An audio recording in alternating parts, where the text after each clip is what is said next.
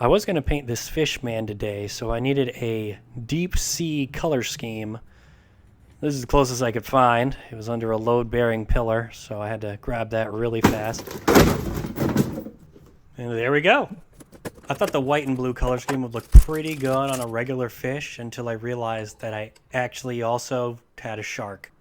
And with that, I decided to set the fish aside for another day. Fuck!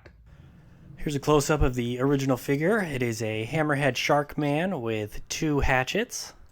But I wanted to do something slightly different, so I was going to cut it off with a box cutter until my better judgment stopped me. So I just used some regular old pliers.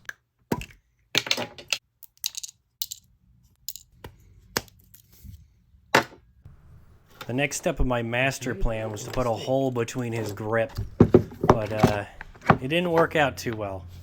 I was going to push the nail in part of the way and then kind of hammer it out through the other end, but the plastic was much harder than I expected, so instead I heated a nail with my butane torch and tried to melt my way through.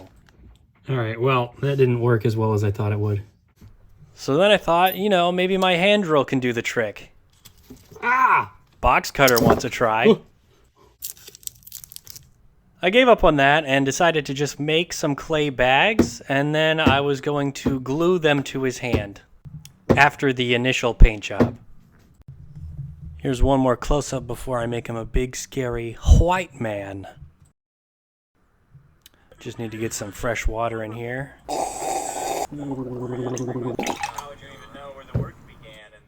Gotta get the palette and those paints ready. So originally I was going to give his body a blue tint, but I decided to just go with white, which ended up coming out more gray than I would have liked. Honestly though, what was I going to say? Oh no, my shark looks too much like a shark. For the clothes, I went with a blue color. I tried to make a slight gradient going towards the bottom, and if you're up close, you can actually see how upper towards the top is a darker blue. Towards the end of the fabric, it gets slightly lighter. With the skin and the clothing done, barring any touch-ups, I decided to paint those shells that he had on him. I went with a layer of... It was originally skin tone that I mixed together, but it only looks skin tone in yellow light. So this works out very well for the shells. And then over that, I put a layer of orange, and then once again, I put a layer of that skin tone back over it, and those came out pretty good. For his straps, I went with a dark seaweedy green, and then some of the accessories I painted like a little reddish, as you can see. Now it's time to paint those clay bags I made.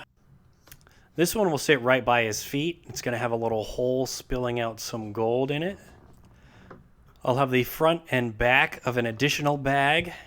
That one will be in his hand where the hatchet used to be.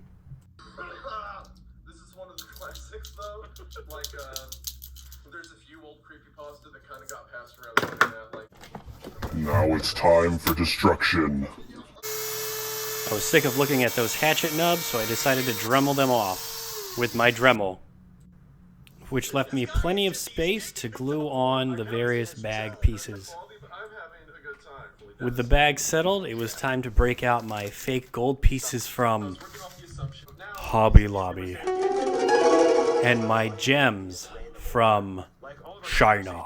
I sprinkled both of these onto a blob of tacky glue and spread a nice little pile on the base coming out of the hole that I poked in the side of one of the bags. And once all the glue dried, the figure was nice and finished.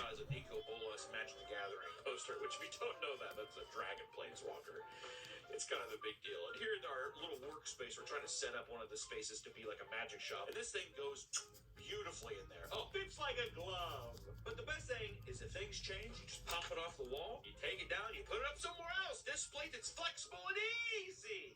And if you want to buy another, I suppose if I wanted to get real crazy with it, you could just be a giant testicle salesman. oh,